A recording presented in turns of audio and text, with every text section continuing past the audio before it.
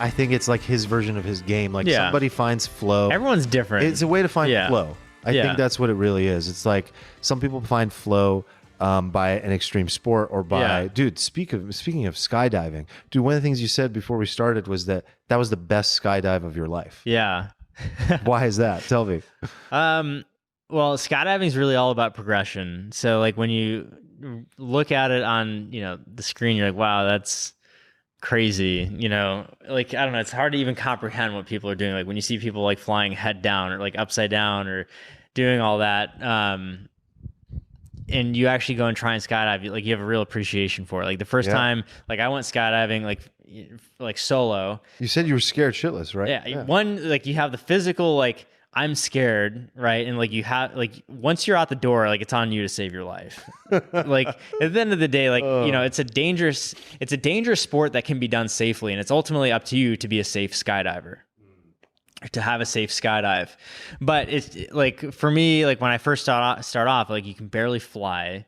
Right, it's scary. You have like all the student gear on. You look like a total dweeb. And like you really have to work at it in order to become a licensed skydiver. And then once you become a licensed skydiver, then you're going off and just doing all these zoo dives. Like everything's all over the place. And then I get to the point where now I have, I think that might have been my 90th jump or 91st jump, something like that. And then we go out with 6 people, and like flying all together on a skydive is actually way, way, way harder than it looks, because like one little body movement, you could be going like 20, 30 miles an hour the other way. Yeah. And like you're just moving all around. You're moving around in space. So to get like 6 humans to be all flying in like super tight space, like flying at a downward angle like this, so we're probably going like 150 miles an hour, 160 miles an hour. Yeah. Or so.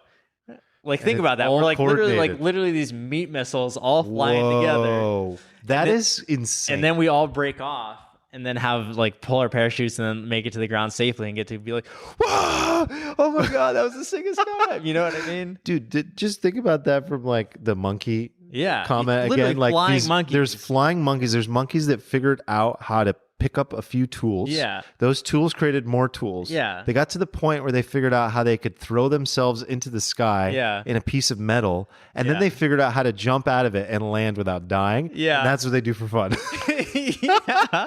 Like it's absolutely nuts. Or like when you're at the drop zone and you're looking up and you can see a plane going over jump run, you can actually see like the dots come out. Like when the lighting's right, you can watch people on a skydive. Yeah. And when you see them all break off at the end of the skydive, like they're zooming.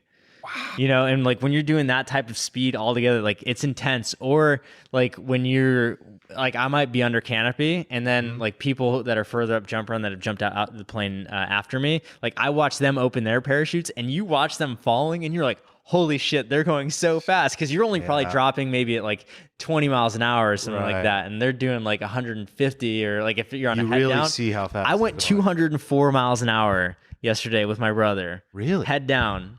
Like we literally jumped out of the airplane and just went head down the whole time, and we were going over 200 miles an hour. Whereas if you're flying like just normal belly, you're doing like 120. Oh wow! So it really changes. Yeah. So you're zooming. Damn, 200-mile-an-hour speeding bullet through the air. Yeah, it's nuts. What a gnarly thing. So it was cool. Like it's also like fun flying with like experienced flyers. Like if I fly with people that aren't that good, it's it's just tough. When I'm like the worst person in the group, the skydive goes way better because they can all like keep it together. And now it's like up to me to not fuck it up or something like that. Where you just removing variables, and it's just, you also like learn so much more by like doing anything like with someone that's more proficient than you. Talk about the ultimate way to like get to know yourself, man. I can't imagine like you wild. Face everything inside.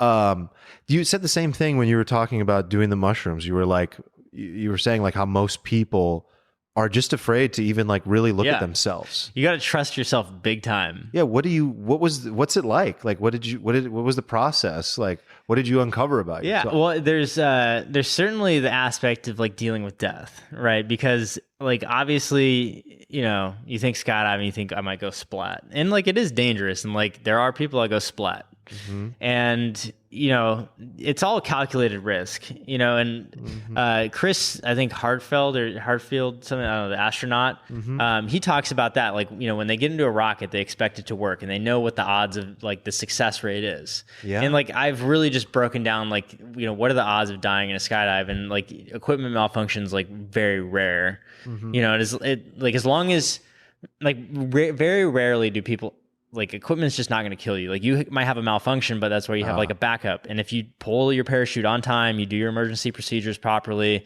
like you fly a safe canopy, you know, most people die like turning into the ground, like under good parachutes. So you kind of look at it like that, and you really have to evaluate, like, is this risk worth it? Like, I get in a car every day and I drive. Like, I'm just as scared driving to the drop zone than actually like jumping out of the plane. Rightfully so. I think you have a higher percentage of an accident.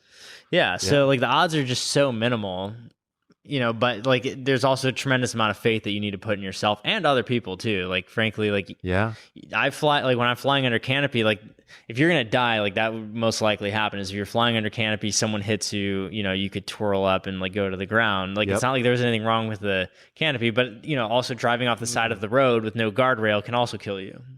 So, you know, you got to fly around and like, obviously just feel like, how am I going to get down safe, you know, every time? And you just can't take safety for granted in a sport that it has such high consequence. So like, you really just got to be on your A game every time. It seems like it's been like totally transformational for you. It really has. You're just, you become a way more mentally tough person. Like I remember going and doing my first skydive. Like I did my first jump course and I couldn't jump that day because the winds came too high. So I had to drive back the next morning all by myself. My brother wasn't there, and just go hurl myself out of an airplane by myself. And I was like just terrified driving up. But now driving up, I'm like, sweet, I'm going skydiving. Like, you stoked? You ready? You know, I mean, you always get like a bit of like the first jump of the day, getting that out of the way is kind of like, all right, I'm good. Do you think that repeated exposure to that question of like, I could die by doing this activity? Because the difference between driving and skydiving and all these other activities that are just as dangerous, if not more dangerous, are that for some reason, our brain isn't wired to say this is unsafe. It's just not as extreme. You see everyone doing it. Because you see everyone doing it. Okay, so you're scared, you're nervous to go skydiving, right? Once we get to the drop zone and you see everyone skydiving, you're like, oh, like it's just skydiving now. Like you will have so much more fear and anticipation going up to that. But once you're actually at the drop zone and you see like all these tandems landing, everyone's having the time of their life. You just see everyone skydiving and you just see like hundreds of jumps all day. Right. Like you're not going to be like, get used to it. Yeah. You look at it differently. Yeah, and it's like they're not doing anything like sketchy. You know, it's long like, you know, the plane could crash, but we get in planes all the time. You know, not really thinking too much about it. I mean, it's I would be sketched out going to like drop zones that aren't as high quality because like they do stupid things like run out of gas or, you know, collide midair. Like there's crazy stuff that happens. But so I, you know, like the drop zones around here are like world class. Like they really take safety as a priority. Like there's a safe way to do it and an unsafe way. And like, I go and like read all the fatality reports and you see like, okay, well, what happened here? Oh, this was a student that didn't know how to fly and she, you know, flies into a tree or something. Oh, wow. You know, like I was skydiving in Florida and there was a student and she like on her like 14th jump or something, she landed in a pond. Like, so they have what's called a swoop pond, which is like a little like rectangular pond where people like come in and do like really high performance landings, like where they dive the parachute in and then like they come over the ground at like 80 miles an hour. So if you time that wrong, you splat. Yeah. So that's why they have those like water ponds for people to do it over. So if you do hit, you're not going to like die, but people still will, like going into a swoop pond. You know, but she like missed, like there's an enormous area and she ends up in a swoop pond. So it's like, you know, people are going to do things that you know, are just like makes sense, pretty silly. And so obviously you have to go through all of these things and you do it in such an educated way where you've read the reports, everything like that. But there is a part of you, every time you jump, you are saying you're facing it in a way that's different than getting in the car. So I think what I'm driving at is like, do you think that that's what has made you a stronger person, is like the exposure to like acceptance of death? Yeah. Well, I think you also like realize that when you're like on a shroom trip or something like that, you're like, like, should I enjoy life and go do this and go play? Or do I want to just like hide myself from the world? You know, and that's kind of like we've also confronted ourselves with as a society recently with COVID. Yeah. It's like, do we just lock ourselves up and stay inside? Or, okay, I'm 28 years old. Should I go out and like obviously try and be safe about it and try and enjoy my life? But like, you know, there is an element of risk out there. You know, what do we do? Yeah. You know, and like we've been like honestly confronted with that as an entire society. And like some people are like just out doing their thing, and some people are like all afraid and locked up. And like, what's the right answer? You know, how are you going to approach life? Like it's kind of like a lot. Yeah. And there is this aspect that makes it like really like challenging for a lot of people, where it's like, and it's also part of the conversation right now is like, what level does the government control you and tell you have to stay home, and where you can go like, we can't even go to a restaurant right now in San Diego. Yeah. We can't go get a steak if we wanted to. Yeah. So it's like, okay, my options are limited. Yeah. But it's still a choice of like, I'm going to go to the park today or not. Yeah. And yeah, we all have to make our own risk reward analysis in life. And one of the things that I think it's unfortunate is like, like, you know, we don't always get that opportunity. It's like being told to us what's the right thing to do, but not enough people sitting and thinking about that. Like, oh, okay, well, like, what's the right thing for me to do? Okay. Like, I think there's something biologically like innate in us in which, you know, like if you have someone that like helps you on a homework problem, like when you're a kid and you're like, oh, what do I do next? And someone just tells you the answer all the time. You get in this mode of just like always listening and like always waiting for what that next answer is versus being Great like, analogy. oh, I have to problem solve this myself. Yeah. And I think that behavior is like biologically in us, where you become like submissive and like you just wait for the next rule, wait for the outcome. Or you just like wait to be told what to do. Yep. And like breaking that mold, you know, like, I don't like to tell people to do that because I know I'm at the extreme end of it, and like I don't want to be like hey, this is the right way, or try to become like a role model, like this is the way you do it. You break all the rules, because if everyone broke the rules, we'd have some level of chaos. But I couldn't agree with you more for those people that are naturally inclined to live that way. Yeah. If you have this sense of like, I want a lot for my life. I want to give a lot. I want to experience a lot. I want to, you know, like really get out there. Like I remember like, I think it's always been innate in me, like not wanting to necessarily follow the rules of society. But like once I started doing it, I realized how liberating it was. You don't have to like hurt people in any way by breaking rules or bending rules even. Like you can do them in very polite ways where you're almost invisible. It's just how you do it. Rules are there because people break them in abusive ways. And if they were abusive about it, it would hurt other people. That's the point. I don't want society to set up in a way where it's like, these are the rules to make sure people live good, safe, healthy lives. So as long as you're not hurting somebody. And they also have to just deal with the idiots that are in our society. Like a lot of rules. Exactly. You know what I mean? There are a lot of idiots. Yeah. And that's unfortunate. Like idiots like plague us like as a society. And like, what do we do about that? Oh my God.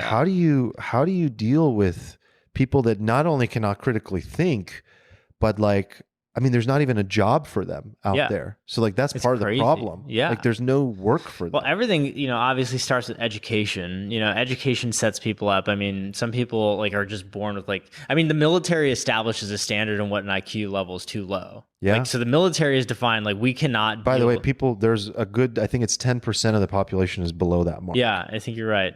It's insane. Yeah. 1 out of 10 people can't get into the military because of their IQ.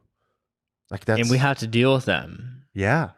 You know, it's somewhat an elitist thing to say. Of course. Okay, so we're in the, everyone that's probably listening to this is the top 90%. You probably have an IQ like above what the, you know, bare minimum of the military would take. All right, now where do you set your standard of like where you're going to spend time with people? Sure. Right? Like where do you identify in that spectrum? Are you just top 1%? Are you top 1% of top 1%? Absolutely. You know, where do you see yourself on that spectrum? Makes me think though, like part of the answer is like, as producers of creators of jobs, a lot of these companies, the game is set up in a way to provide value. Maybe one of the ways that people can provide value is like, well, what is the way to impact either education or be like the workforce to give everybody a job that like they can grow in, because these people, like there are people that really hurt others in society. And if there was a training, if there was an opportunity, if their needs were met, maybe they just need mental health support. Like maybe 1 out of 10 people, 1 out of 20 people just need mental health support throughout their lives. Well, like, is that part of the obligation of society to provide that? I mean, I think, I don't know, if we let the private market take care of a lot of these, these issues, I think we could go a long way. So like, the government takes a tremendous amount of money for us. Like the government takes way more money than they actually need to solve society's problems. Yeah. So like we have the capital to do it as like a society. It's just like we spend so inefficiently to like solve problems. So a lot of it's with how we deploy capital as a society, and it's just broken, back to all the politicians, all the corruption. Yeah. So it's just like the cyclical cycle, and like, how are you going to break that? Like, really, the only way you can do that is manipulate it with a large enough amount of wealth. Yeah, that's true. If Jeff Bezos really wants to go after a societal problem, he can probably solve it. Yeah. He's got enough wealth to do it. That's a good point. So, but outside of that, like what you just said is essentially your thesis for why it's like, these are the rules. Like, yeah.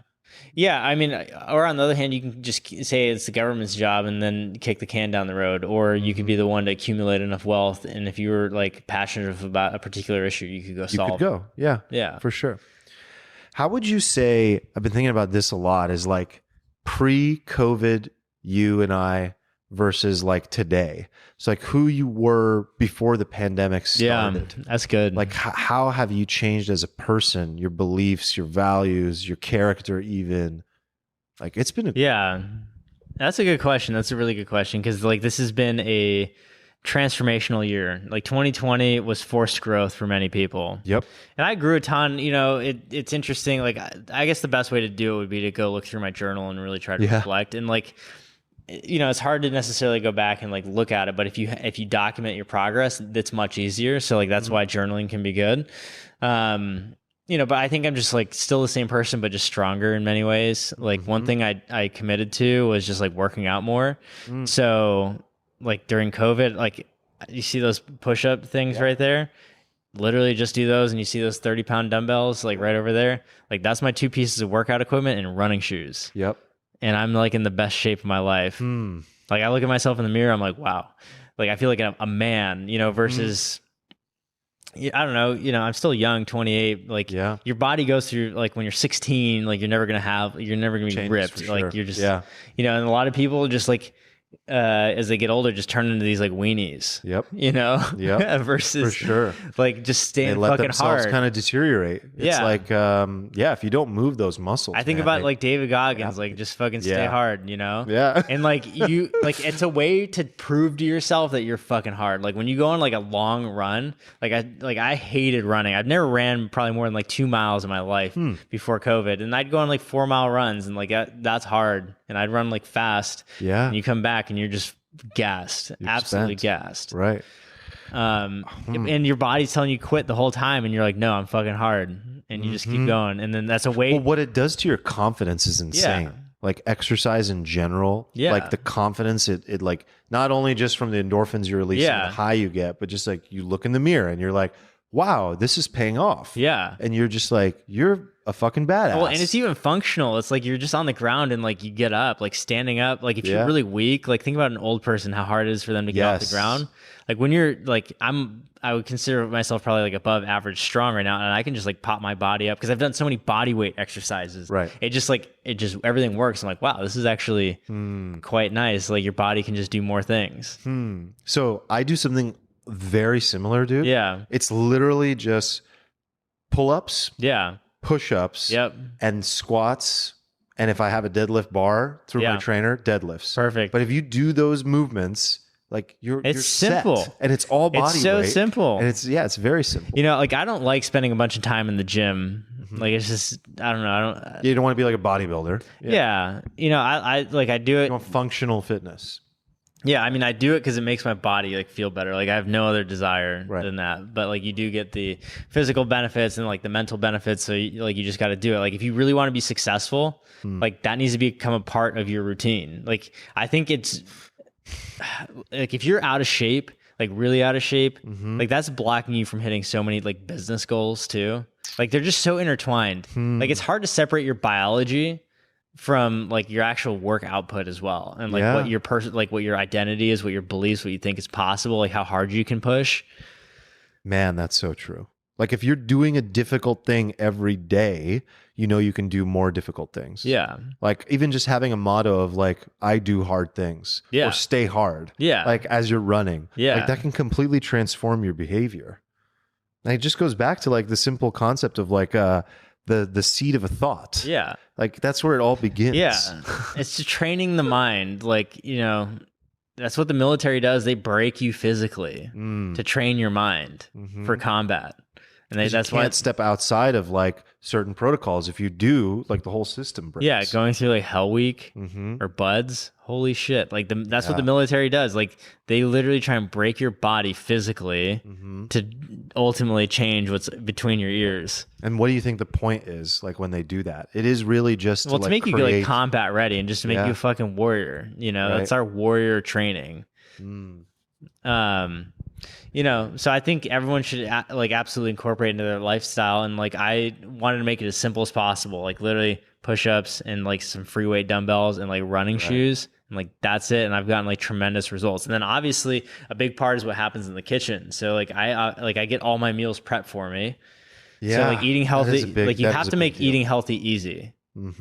So like, it's got to taste good and it's got to be healthy. And like, you just make it easy. Like, I just want to make it as low thought as possible, like to get those results while I can go focus on other things like building businesses or going fun, you know, jumping out of airplanes. What would you say is like the biggest thing that just generally keeps you positive and happy?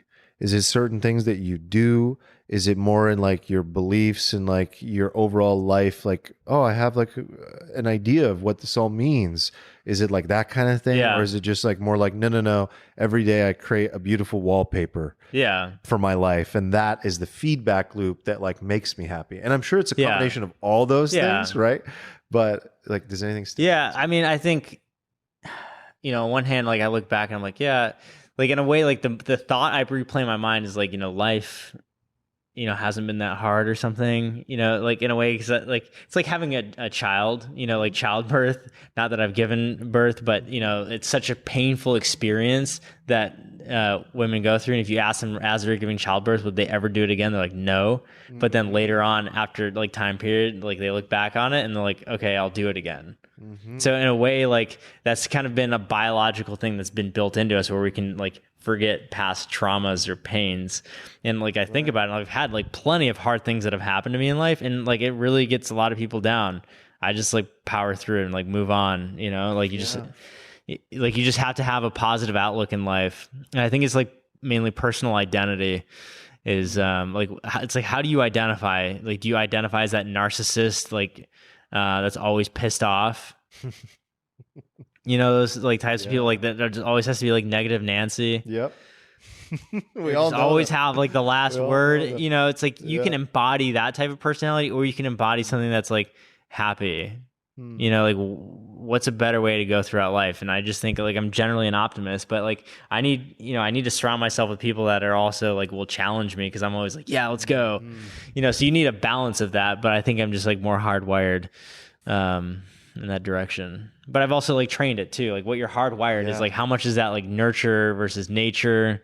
And like, you know, you have dominant traits in your life that you continue to like, you know, exercise more of, you know, and that just becomes like who you are. And what's also cool is like how you can just change your identity, right? As simple as like changing your wardrobe, your haircut, you know, like, like identify, like, have you ever heard the experiments like for people, to quit smoking where they say like, I'm not a smoker, or it's like, oh, it's been 10 days since I've stopped smoking. Like, no, I haven't heard of this. Yeah. So like they identify as like, oh, I'm not a smoker. Like they're way more likely to quit than someone just by kind of like reaffirming this belief of an identity. Huh. Yeah. That totally makes sense. Yeah. Reminds me of the book Psycho-Cybernetics. The guy was basically a plastic surgeon. Yeah. And it's now known as like the godfather book of all personal development. He wrote this book about how like the root of all the stuff we've ever heard about, like changing your perspective and affirmations and the like a lot of even the root of like cognitive behavior therapy, like the way you speak to yourself, all came from this book. Like, and I would say more so like the core of psychology and self-help came from that. And the guy was like a plastic surgeon, and all he did was help people change their identity, literally. Yeah. So it made him think, what would it look like if I helped them change it without literally going in and changing their face or changing something about them? And he like kind of cracked that, where he realized like, if we change identity, we change beliefs. Yeah. If we change beliefs, we change the words that we say to ourselves, the way we speak. Yeah. And then we change behavior. And if you think about Tony Robbins' work, I don't know how familiar you are with his work, but that's basically all he's saying. Like everything I just said is all he's saying. Yeah. He's like, there's like 3 pillars. It's like the base is just like, what do you actually like say this means? Like, what's the meaning of this? Just think about like how like wardrobe changes based off of like who someone is, and like take a thug, for example. Yeah. How do they dress versus like, you know, people in finance, right? Versus, you know, the hipsters, you know, or, you know, the high fashion people, right? Like you have different wardrobes and like different ways. Like, you know, someone has like blue hair, you know, or purple hair, or something like that. Like just something like different. Like, you know, they do that because they are picturing themselves in a particular identity. Yes.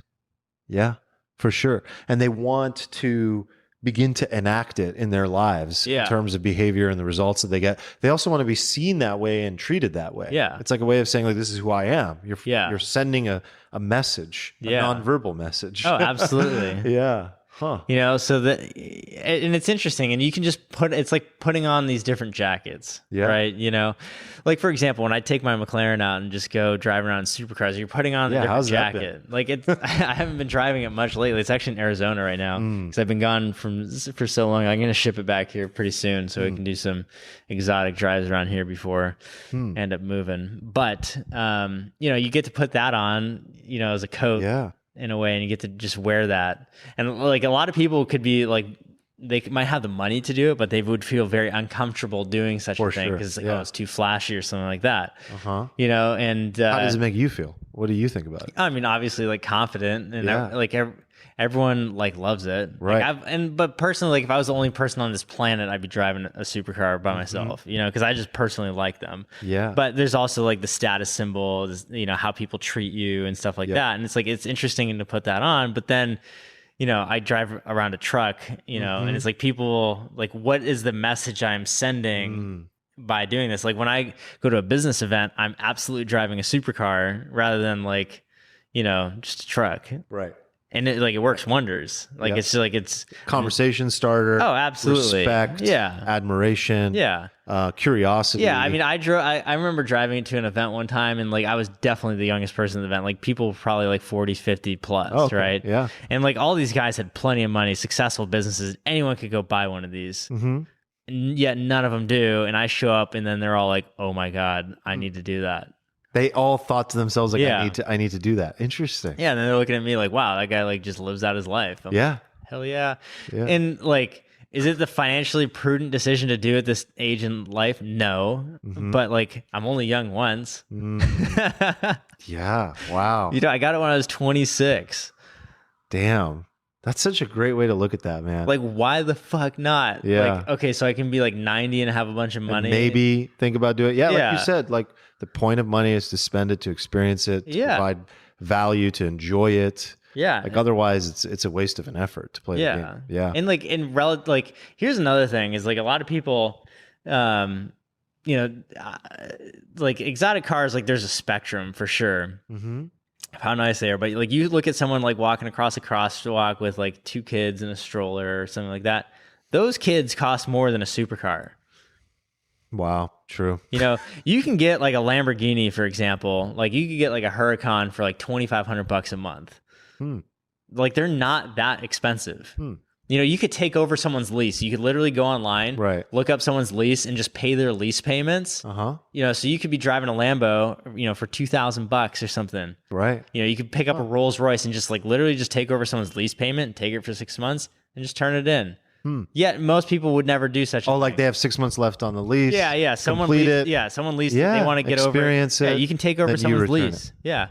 So like, there's a bunch of like, driving, and you're usually getting you're not paying the full amount maybe they paid. Well, because like typically like in a lease you would have a down payment and then a monthly payment. Yep. So they've already paid, like they might have paid $10,000, $25,000 as a down payment on that car. Yeah.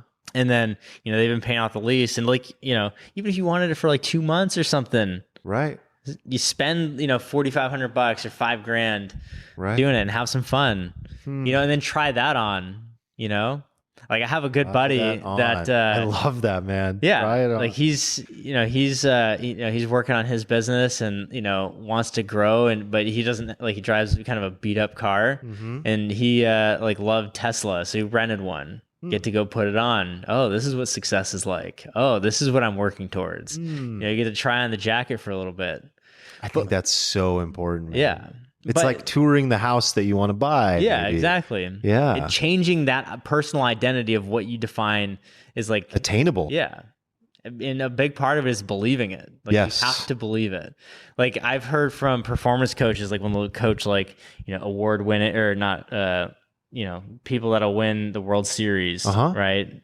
And a big part of that is like changing their entire belief set and mindset that it is possible to win. Like, for example, like take the Patriots in the NFL. Like whether you love them or hate them, like they're one of the most successful dynasties. Think, what was their mindset like when they showed up to practice? That's a or fascinating on question. Game night. Like it's not to by be chance. Not just the best, but by leaps and bounds the best. Yeah, it's not by chance that they won those many Super Bowls. Like same thing with the Warriors, right? And like they absolutely crushed it. Like, so think about like what their mindset was. Like, how does LeBron James go out and win all the time? It's all that mindset. Yeah. And like what you wear, like how you speak, what you listen to, the people you surround yourself, all like shape what that is.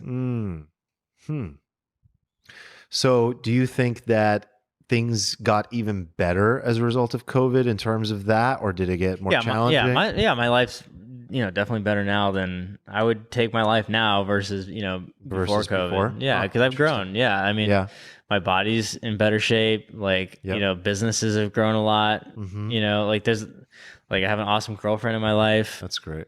That's awesome. I would agree. I think I learned a lot, not just in terms of like growing as a person, but for me, I would say what really changed was like the way I view things became much more nuanced, because it's like you had to hold the opposites at the same time. Like I've been struggling with this thing of like both and all things are right. But they also can't all be all right. So what I mean by that is like, we have to like respect that there are different ways of viewing something. Absolutely. And that subjective truth is a thing. And like two realities can be true at once. But there's like a limit to that. Because if there's too much of that, the world becomes chaotic. And if you want to just like live a good life, like you said, and you want things to like make sense to you, you have to have like your own version of objective truth. Because if you don't, then the world looks like chaos to you. So I think it comes down to like simple things of like, what does it all mean? It's such a basic thing to say, but it's like, it's such an important question to ask yourself, what does it all mean? And if there's no meaning behind that and you're okay with that, like fine. But I think most people need some form of like beautiful meaning behind all of it. Because then I think your overall base level of happiness goes up. If you look at happiness studies, people that are religious are in general, it's one factor. It's not direct correlation, right? But of the many things you can do, like smell flowers, one of those things is have faith, and those people are generally happy. So it's like, that's interesting. I'm going to take that data point and maybe think to myself like, okay, maybe I don't have religion, but like, what is my belief? Just thinking the world's going to be generally a better place. Absolutely. But also back to your thing where everything's like nuanced. You have these multiple truths. Like I agree. And it's like, there's a lot of like really touchy, like convoluted subjects. But at the end of the day, sometimes like the best decision, like, could also mean like a tremendous like negative consequence, for like some other party. That's true. Like what might be best like is not always what's done because it can be like quite painful, and that's true in like many things. So then that's like a philosophical question is like, do you do the utilitarian thing that's best for the best number of people, or do you protect all people at all costs? So you like don't make a decision if it's going to hurt people? Well, and then it goes back to the whole like critical thinking skills and then having all the data, and then you're just being spoon-fed shit through, the media versus like, actually like, for example, when I'm curious about something when it comes to like nutrition, for example, like you can Google it and just see these like bullshit articles written by like, someone that, paid $100, $200 for a post for some blogger to just like give you confirmation bias that you should be eating like kale or some shit. Where like I'll Google it and like I want to go read like the actual research papers, and like most people won't actually. They won't go that far. Yeah, I think 1% of people go that far. Yeah, I'm like maybe that. Like at least read the abstract. Yeah, Yeah, that's all you have to do. It's jump to the conclusion. Yeah. Yeah, it's really not that hard. Yeah. It's really not. It's like just go to the source of it. Don't read that like BuzzFeed article that like spun one piece of the article that said like, well, of those people, 7 of them became like smokers because of doing this. And it's like, that's what we make in the news. Like, did you know? Blah, blah, blah. Well, and there's what's interesting is there's a lot of subjects in society that we think are just too taboo to research. Like race being one of them. There's absolutely very, very, very little, research done on race. Very little. But maybe it's too taboo to even begin with. They don't even. You can't even talk about it, right? You know what I mean? Yeah. Like comparing people's like mental ability versus their physical ability. Certain races have certain like genetic predispositions. Yep. Absolutely. For example, like in medical literature, they'll talk about like races and having like predispositions for particular like medical issues. Right. Some races are higher than others, and like it's widely talked about. Yeah. COVID being one of them. Right. BAME. BAME, what's that? BAME. So it's like I think it's Black Asian. I don't know. Yeah, it's an acronym. Yeah, for something. it's I'll look for it up. Yeah. So they talk about it there, but we don't like. There's a lot of like we don't even explore that as a society. So true. One of the people that gets like shit is that best? A lot, but that could also fuel like bigoted views, right? Yeah, it can. And racism is a thing. Absolutely. It's not like it's not there. I think it's very funny when people say that they aren't racist. Yeah, I believe fundamentally that most human beings are racist. Yeah, like fundamentally. And it's like in our biology because you want similar, right? I've thought about this a lot, and I have like deconstructed it, and I even had a dream about it, man. I had a dream that I had a professor sit me down and ask me that question and go, Arman, I want you to like think about racism and come back to me when you have an answer. That was in my fucking dream. And I woke up from the dream and I took 6 pages of notes. Yeah. And I won't go into them right now. Yeah. My point is the first statement in my research that I performed in my dream, it was almost like I was a student and I had to put this essay together. Yeah. Essentially this thesis on racism, solving it. And the first statement was just like, I have to admit that I either have been racist or still am to some degree. Like in my life, and the conversation should start there. Yeah. But the conversation doesn't even get to within one, like not even halfway there to be able to begin that type of conversation for people. And I was like, whoa, that cuts through everything. And the conversation should begin there. And then we explore things like, okay, is there institutional? Is there this? Is there that? Yeah. Like, but there's also like a lot more ways we judge people other than skin color too. It's like how you speak, how you present dress yourself. Code you mentioned. Yeah, exactly. So, like we as humans absolutely like judge, right? Mm-hmm. And like, I don't think skin color should be a part of it, but obviously, that happens to some degree, but even if you are unconsciously, biased or racist in some point, like as long as you can approach everyone and give them the opportunity, like that's what I always want to do. I want to be like friendly to everyone and give like everyone the opportunity to just have a genuine connection. And like if regardless of your, race, if you're an asshole, you're a fucking asshole, Wow, man. Well, fucking A. Yeah, BAME is Black, Asian, and Minority Ethnic. Oh, okay. Yeah, I'd never heard this acronym. Yeah, it's in some of the research papers for like COVID stuff. Oh, okay. Yeah, but there's a lot of taboo things in society that we just don't touch. We don't. And one of the things that you and I have like I've really enjoyed talking to you about is like, what is the afterlife? What happens when you die? And that's one of those things that we talked about where it's like, it's safe for nobody. It's not safe. It's not okay. It's awkward. But it's it's like one of the core things that we share. Yeah. Is like this experience. Does that make you tithe? Take all your money. Oh my God. Yeah. You know what I mean? Yeah. But it's like, it's not okay. And people are uncomfortable about it. And look, like talking about it is not popular. Like, I mean, I've posted about it. I've created videos about it most recently. And like, it's not, ooh, that's really click worthy. Like, you know, no one wants to like share that proudly on their feed. But I personally do it because I think it's like a form of meditation. It's a form of like philosophy. I think it makes you a more aware person, a more well-rounded person, a more happy person. Yeah. Because I think if you don't face it, death anxiety can ruin your life. Like going back to like your skydiving, it's like, that's why I asked that question. I'm like, do you think it's made you you said it's made you a stronger person. It's like also probably makes you a more peaceful person and a happier person, because it's like, you're facing it, you're acknowledging it. And most people don't even want to think about it, let alone click on the article about it. Right. Yeah. Yeah. Or, you know, like one thing that's difficult is we need to deal with, like, you know, it's one of the unfortunate things is like, you know, our minds are so powerful, yet, you know, we still all end up dying. Yeah. Right. You know, so you can contemplate life. And yet, you know, you're afflicted by the fact that, you know, it's going to end. Gods with anuses. Yeah, exactly. Gods with anuses. The fact that we have to eat and shit, like, goddamn, or, you know, or like even just all these medical things we go through as humans. Yep. You know, but yet we're gods. Yeah. Like each one of us. Yeah. It's absolutely wild. You know, humans are disgusting too, you know? Yeah. What a wild thing to think about. That notion that you have like consciousness. Yeah. And you're aware of your mortality. Yeah. Yeah. But in, you know, we have to unfortunately go through it where our parents will die, you know, and like you should want to see your parents die or else they saw you die. You know what I mean? And you would never want your parents to go through like watching their child die.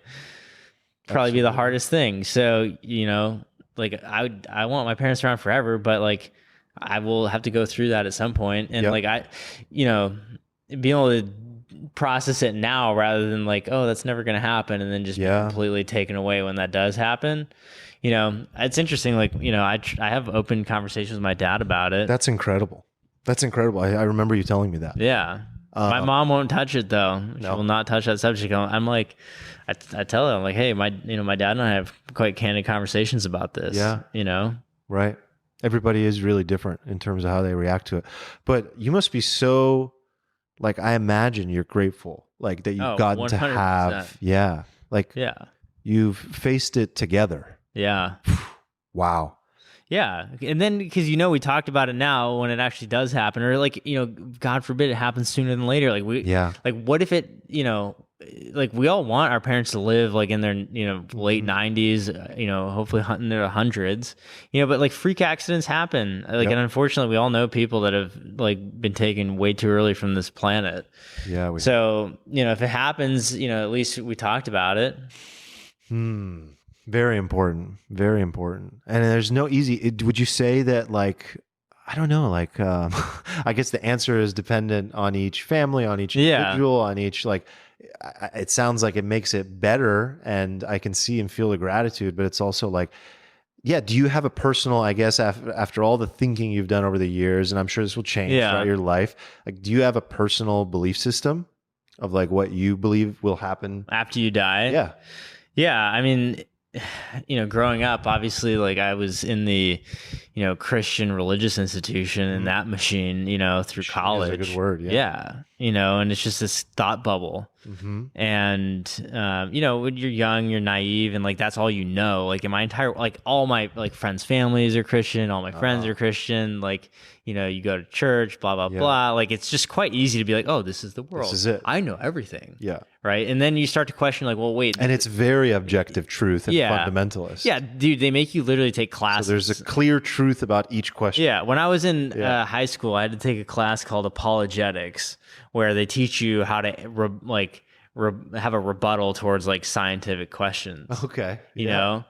And like they have all these like Christian websites about all that stuff, but then like what really got me questioning, I'm like, well, what if you're a Mormon and you believe this? Like Christians look at Mormons like, oh my God, they believe that? That's crazy. Yep. You know what I mean? Or like, what Jewish people think, or, Muslims, like, there's more Muslims than like any other religion on this planet. Right. So does that mean that's the most true? Yeah. It's like, or how are so many people so wrong? There's 5,000 religions, and it's like, you think yours is the one that's right? I just think all of them are wrong. And maybe all of them are right at some degree, right? Yeah. Well, maybe okay. Also, you ready for this? Yeah. Okay. So I think that there's a lot of religious texts that might have been inspired by like alien encounters. Really? I mean, think about it. If aliens have been visiting us for like millennia, like why would that not get written down as like religious text? Like, for example, in the Bible, you have Jonah being swallowed by the whale. Could that have been an alien abduction? Think about it. Can people in that time frame actually explain what a spacecraft is, or is a whale like analogous to that? Because that's what they could like all relate to. Wow. Wild. So it's like a metaphor that was easy to understand. Okay, like, yeah. I mean, for example, like the 10 Commandments, right? Going up on the mountain and talking with God, like, was that just a profound psychedelic experience? Or, did you actually like, was there an abduction or something like that? And aliens were both of those feel plausible. Yeah. Particularly the psychedelic experience. Yeah. Like psychedelic shows you the truth. Yeah. So like, did Moses like literally like just have this profound moment? Quite possible. Yeah. And then we interpret that as, well, like a man looking thing named God coming down and talking to these prophets. Yeah. But obviously that's not. So a lot of religious text is absolutely inspired by psychedelics, and I think potentially could be like extraterrestrial encounters, like which would be quite interesting. It would actually start to like, that's how I'm starting to like map together like, okay, well, if the government's releasing all this shit on UFOs, what does that mean about history? Like, and like just trying to piece this picture together. And I think like aliens, like if what the government is releasing is true. Okay, and we've been visited by other beings for a long period of time, it would make a hell of a lot of sense, like how religion plays out and like some of the stories in it. I meant to ask, why do you think they're releasing this stuff? Like, what's there's just too many people that know, and like there's been people that have been pushing for decades to get this shit released, ever since like, Roswell, like when Roswell first happened, like all the newspapers printed alien spacecraft, and then they have to come back and say it was a crashed weather balloon because, the military made them fix it. Damn. So it would make, it would explain a lot of things, which I think would be quite interesting, but so kind of going, from like the religious side, like what do I actually believe, to then, just thinking maybe it just goes dark.